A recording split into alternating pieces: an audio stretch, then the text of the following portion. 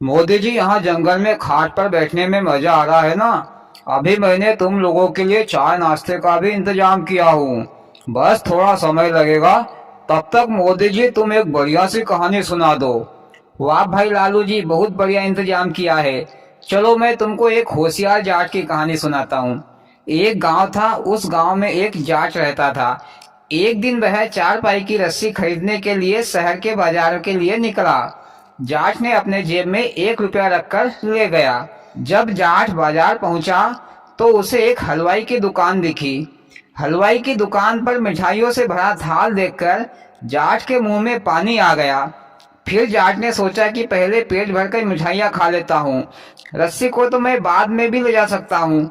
फिर जाट हलवाई के पास गया और पूछा, मिठाइयाँ क्या भाव दी है? तो हलवाई ने कहा कि भैया 20 पैसे पाव दी है। पर जाट ने कहा कि भैया मैं पाव माव नहीं जानता, तुम तो पेट भर मिठाई खाने के पैसे बोलो। तो हलवाई ने कहा कि भैया 1 रुपया दे देना, मैं तुमको पेट भर के मिठाइयाँ खिलाऊंगा। जाट ने कहा कि ठीक है, लाओ मिठाइयाँ। हलवाई ने मिठाई से भरा थाल जाट के सामने रख दिया। हलवाई ने सोचा कि खूब से खूब 1 किलो मिठाई खाएगा, पर जाट ने तो मिठाई का थाल सपा कर दिया। फिर कहने लगा कि और लेकर आओ मिठाई। तो हलवाई ने कहा कि जाट बाबा, मिठाई तो खत्म हो गई है। जाट बाबा ने कहा कि ठीक है।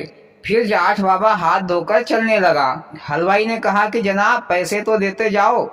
जाट ने कहा कि हलवाई जी, तुम्हारा दिमाग तो ठीक है।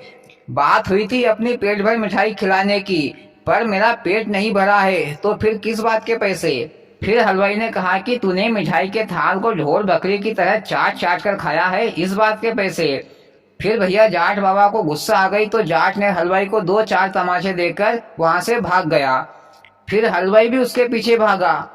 मोदी जी, जाट बाबा तो दादागिरी बता रहा है, पैसे देना चाहिए। बेचारे हलवाई का एक थाल मिठाई खा गया और पैसे नहीं दिए, और ऊपर से 2-4 तमाचे दे डाले।